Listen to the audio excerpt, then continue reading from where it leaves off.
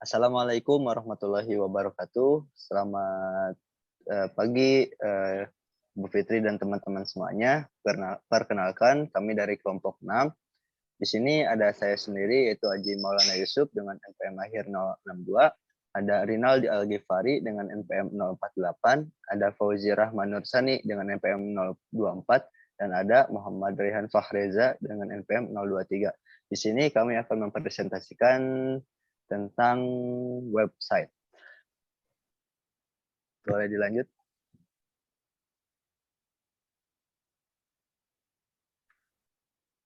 Nah, di sini ada beberapa pokok bahasan tentang website yang akan kelompok kami jelaskan.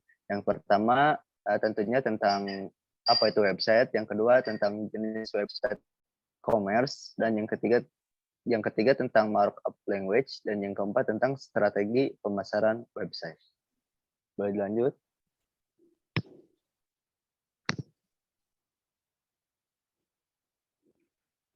Ya, untuk sejarah website, website ini pertama kali ditemukan pada tahun 1991 oleh Sir Timothy John atau yang biasa diakrab disapa dengan Tim. Dan Tim, ketika website ini ditemukan, pada awalnya hanya digunakan untuk memudahkan tukar-menukar dan memperbarui informasi pada sesama peneliti di tempat ia bekerja. Kemudian pada tanggal 30 April 1993, CERN, tempat di mana tim bekerja, mengumumkan bahwa www dapat digunakan secara gratis oleh publik. Selanjutnya. Ya, website itu sendiri adalah sekumpulan halaman web yang saling berhubungan yang umumnya berada pada server yang sama, berisikan kumpulan informasi yang disediakan secara perorangan, kelompok, atau organisasi. Sebuah situs web biasanya ditempatkan setidaknya pada sebuah server web yang dapat diakses melalui jaringan seperti internet ataupun jaringan area lokal atau local area network melalui alamat internet yang dikenali sebagai URL atau Uniform Resource Locator. Gabungan atas semua situs yang dapat diakses di publik melalui internet disebut pula sebagai World Wide Web atau lebih dikenal dengan singkatan WWW. Sebuah halaman web merupakan berkas yang ditulis sebagai berkas teks biasa atau plain text yang kemudian diatur dan dikomunikasikan sedemikian rupa dengan instruksi berbasis HTML atau XHTML. Kadang pula disusupi dengan sekelumit bahasa script. Kemudian berkas tersebut diterjemahkan oleh perampan web dan ditampilkan seperti layaknya sebuah halaman pada monitor komputer. Lalu ada jenis-jenis website. Terdapat 3 jenis website yang dikenali. Yang pertama itu ada web statis. Web statis ini memiliki isi yang tidak dimaksudkan untuk diperbarui secara berkala, sehingga pengaturan ataupun pemutakhiran isi atau situs web tersebut dilakukan secara manual. Biasanya hanya berisi informasi perusahaan. Contohnya adalah seperti di gambar berikut, yaitu mengenai tentang startup Indonesia yang isinya hanya informasi tentang perusahaan itu sendiri. Kemudian ada web dynamics. Di dalam situs web ini umumnya akan berubah setelah melewati satu periode tertentu. Contohnya adalah situs berita seperti okelun.com. Selanjutnya. Lalu kemudian yang ketiga adalah web interaktif. Website ini dirancang agar terjalin komunikasi dua arah antara penggunanya.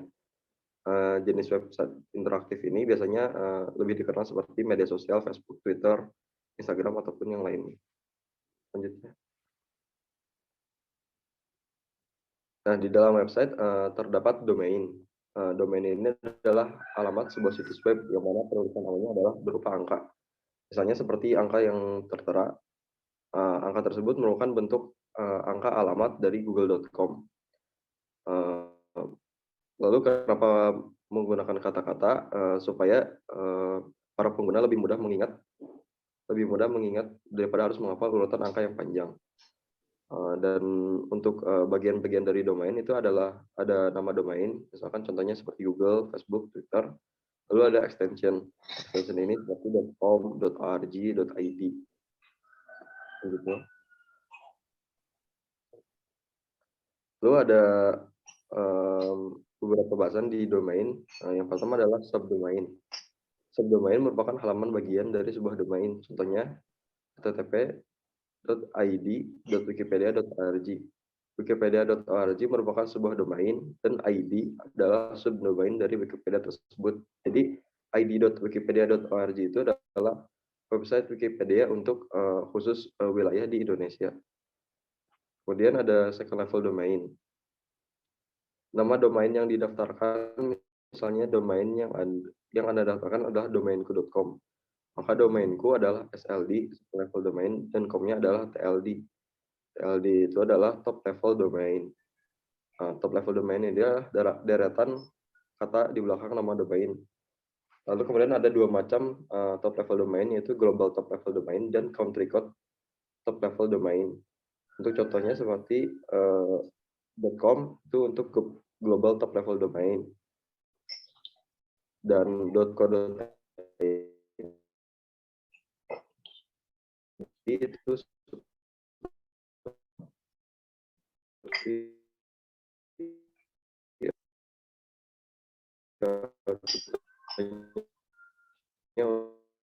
untuk country code top level domain.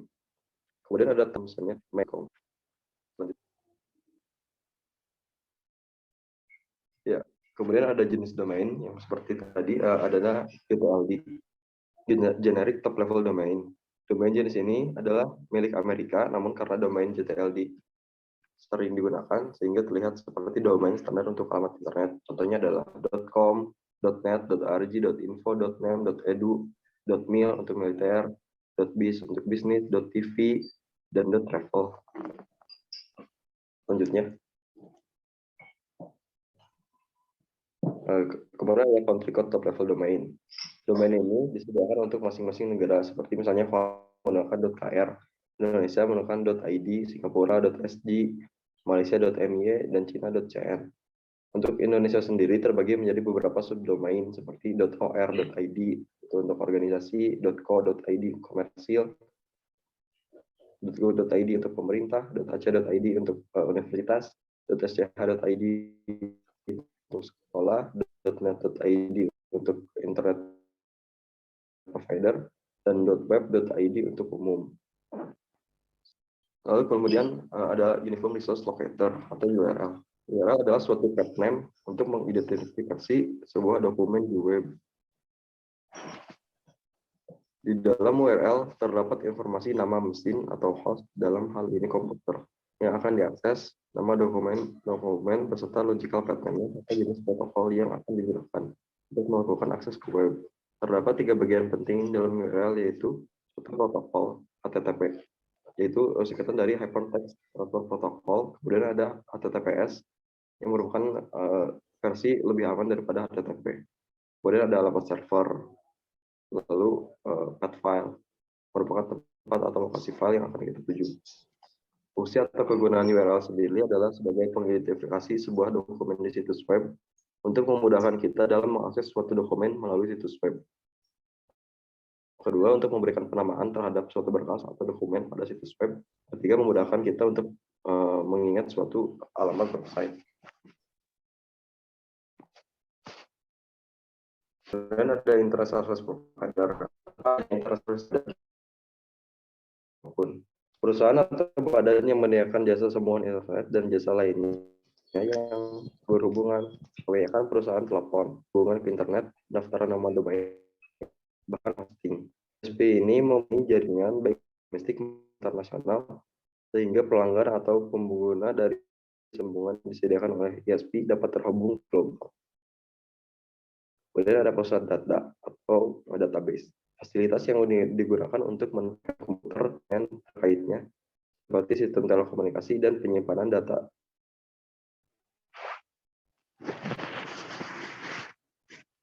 Lalu ada mesin mencari memungkinkan kita untuk meminta konten media dengan kriteria yang spesifik. Dalam konteks internet, mesin pencari biasanya merujuk kepada www dan bukan protokol ataupun area lainnya. Itu mesin pencari mengumpulkan data yang tersedia di newsgroup, basis data besar, atau di topik terbuka seperti dmoz.org. Karena pengumpulan data ini dilakukan secara otomatis, mesin pencari berbeda dengan direktori web yang dikerjakan manusia. Lalu ada browser. perangkat lunak yang berfungsi untuk menerima dan menyajikan sumber informasi di internet. Contohnya adalah Google Chrome, Firefox, Internet Explorer, dan Opera. Oke, yang kedua itu mengenai jenis web commerce yang akan dijelaskan oleh Raihan Fahreza.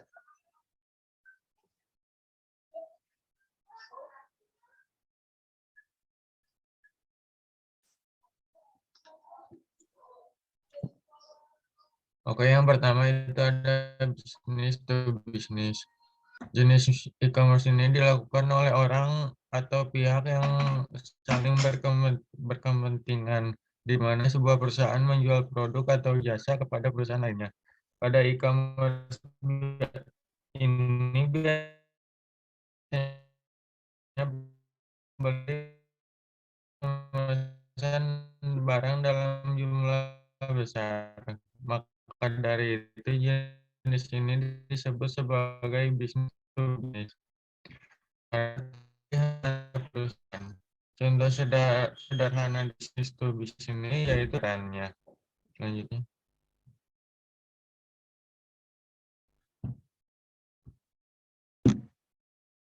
Yang kedua ini ada customer to customer. Transaksi penjualannya dilakukan antara konsumen dengan konsumen lainnya. Biasanya jenis e-commerce ini membutuhkan wadah atau perantara untuk menghubungkan serta mempertemukan antar konsumen sehingga dapat terjadi transaksi. Banyak metode pembayaran yang dapat dilakukan misalnya dengan cash on delivery atau bisa disebut COD. Saat ini telah banyak juga website yang bisa mempertemukan antara penjual dengan pembelinya misalnya Kasus atau OLX. Selanjutnya. Yang ketiga ini ada business to consumer. Business to consumer dilakukan oleh pelaku bisnis dan konsumen. Transaksi e-commerce ini terjadi layaknya jual beli biasa. Konsumen mendapatkan penawaran produk dan melakukan pembelian secara online. Contohnya Shopee. Shopee terdiri dari banyak produsen penjual yang nantinya langsung terhubung dengan konsumennya. Selanjutnya. Yang selanjutnya ini ada customer to business. Jenis ini merupakan kebalikan dari business to customer. Karena maupun jasa yang dilakukan konsumen kepada perusahaan. Pada jenis consumer to business, seorang individu menawarkan produk atau jasa ke perusahaan yang membutuhkannya. Saatnya ada freelancer, di mana pada situs ini dapat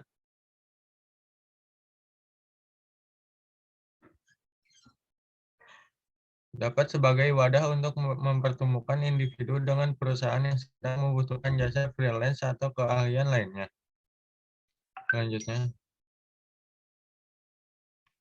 Selanjutnya ini adalah online to offline. Jenis bisnis online to offline memiliki tujuan untuk menarik pelanggan melalui website online agar mau melakukan pembelian di toko fisik, di mana produsen akan menemukan konsumen, menarik konsumen, dan melakukan promosi melalui jaringan online, yang nantinya akan diteruskan dengan pembelian barang secara offline di toko. Contohnya seperti Gojek ataupun Grab yang menggunakan dua saluran yaitu online dan offline. Selanjutnya ini ada consumer to administration. Consumer to administration atau C2A merupakan suatu transaksi yang dilakukan oleh perusahaan dengan lembaga atau layanan pemerintah. C2A merupakan proses transaksi jual beli elektronik yang dilakukan antara individu perseorangan dengan pemerintah. Contohnya transaksi elektronik pada website resmi BPJS dan Direktorat Jenderal Pajak. Selanjutnya. Dan di sini ada business to public administration. Business to public administration merupakan jenis e-commerce yang menjual produk maupun jasa kepada lembaga pemerintahan. Jadi pihak perusahaan akan menawarkan berbagai jenis produk atau jasanya ke pemerintah dan biasanya dilakukan dengan melakukan tender. Contohnya Clue. Clue menyediakan perangkat lunak untuk membantu kinerja perusahaan dan lembaga pemerintah, termasuk sistem administrasi, kendaraan, dan aplikasi analitik. Dan yang kedua, contohnya itu ada Asela.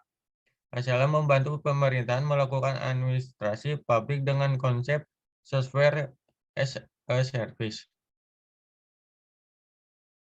Selanjutnya. Lalu selanjutnya ada markup language. Nah, ini adalah pengertian dari markup language. Markup language adalah bahasa komputer yang menggunakan tag untuk mendefinisikan elemen dalam dokumen. Mereka lebih mudah dibaca. Bahasa-bahasa ini dirancang untuk membuat struktur, mengidentifikasi data atau menyajikan data daripada melakukan tindakan atau melakukan suatu tindakan. Teks yang ada di tag disusun oleh browser web. Selanjutnya ada bahasa markup language. Yang pertama ada hypertext markup language atau HTML. Merupakan suatu bahasa yang menggunakan tanda-tanda tertentu atau tag untuk menyatakan kode-kode yang harus ditafsirkan oleh browser agar halaman tersebut dapat ditampilkan secara benar. Secara umum, fungsi HTML adalah untuk mengelola serangkaian data dan informasi sehingga suatu dokumen dapat diakses dan ditampilkan di internet melalui layanan web. Nah, ini adalah fungsi HTML yang lebih spesifik, yaitu yang pertama, membuat halaman web, yang kedua, menampilkan berbagai informasi di dalam sebuah browser internet, dan yang ketiga, membuat link menuju halaman web lain dengan kode tertentu, atau hypertext. Selanjutnya ada Keyhole Markup Language. Keyhole Markup Language adalah format data XML yang digunakan dalam aplikasi Google Earth untuk visualisasi data spasial. Format data ini pertama kali dikembangkan oleh Keyhole Inc. pada tahun 2001, yang kemudian diakuisisi oleh Google pada tahun 2004. KML merupakan format data standar dan banyak didukung oleh berbagai macam aplikasi seperti Microsoft Virtual Earth, S3 ArcGIS Explorer, Google Maps, Autodesk AutoCAD, dan lain-lain. KML digunakan untuk berbagai macam tujuan yang pada umumnya untuk menyebarkan informasi geografis beserta data-data pendukungnya, termasuk peta tematik dalam aplikasi Google Earth. Selanjutnya ada Mathematic Markup Language atau MathML. Merupakan bahasa markup matematika, yaitu sebuah penerapan XML untuk menjelaskan notasi matematika. Bahasa ini ditujukan untuk memasukkan rumus matematika ke dalam halaman web dan dokumen lainnya. Fungsi dari MathML adalah untuk merekam informasi yang cukup tentang objek matematika dan strukturnya, sehingga dapat diuraikan dengan benar. Selanjutnya, Standard Generalized Markup Language atau SGML merupakan sebuah bahasa pemrograman yang berfungsi sebagai superset dari markup language. Umumnya, SGML ditetapkan pada HTML atau Hypertext Markup Language dan XML atau Extensible Markup Language. SGML biasa digunakan untuk menandai dokumen karena memiliki beberapa keunggulan, seperti tidak bergantung pada aplikasi pihak ketiga. Selanjutnya, ada Extensible Hypertext Markup Language. Extensible Hypertext Markup Language adalah bahasa markup sebagaimana HTML, tetapi dengan gaya bahasa lebih baik. XHTML merupakan versi HTML yang memenuhi persyaratan XML dan merupakan sebuah dokumen HTML dan XHTML menjadi standar internasional dengan spesifikasi yang ditetapkan oleh W3C atau World Wide Consortium. Selanjutnya ada Extensible Markup Language. Extensible Markup Language merupakan bahasa markup untuk keperluan umum yang disarankan oleh W3C untuk membuat dokumen markup keperluan pertukaran data antar sistem yang beraneka ragam. XML merupakan kelanjutan dari HTML, Hypertext Markup Language, yang merupakan bahasa standar untuk melacak internet.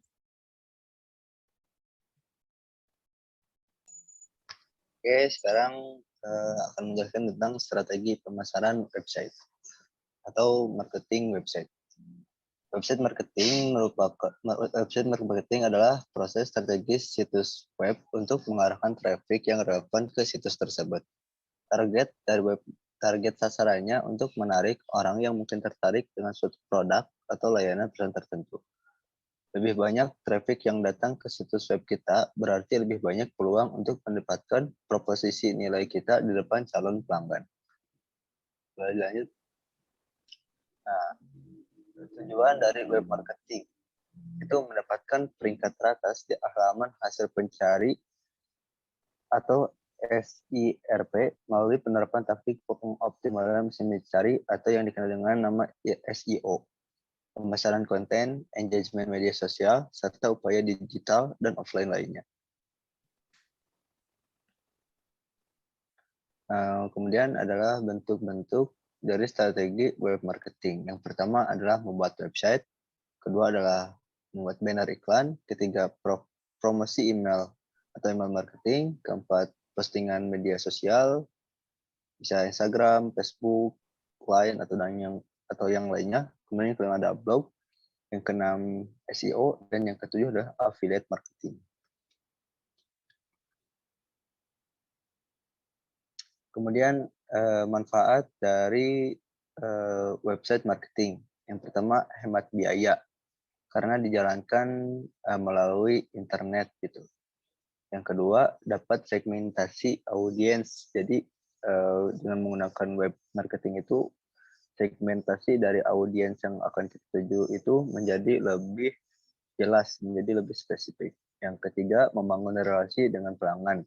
Dengan adanya kita membuat sebuah web, kita juga bisa secara tidak langsung berkomunikasi dengan calon pelanggan kita agar menjadi pelanggan yang loyal. Yang keempat yaitu mudah untuk diedit. Karena sifatnya online atau sifatnya virtual, jadi kita bisa dengan mudah untuk mengedit apabila ada kekurangan atau kelebihan dari website yang kita punya. Beda dengan menggunakan offline yang apabila akan dirubah atau diedit itu memakan waktu lama dan biaya yang lebih besar.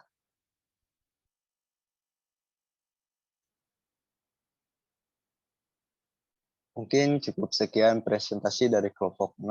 Mohon maaf apabila ada kekurangan. Terima kasih. Wassalamualaikum warahmatullahi wabarakatuh.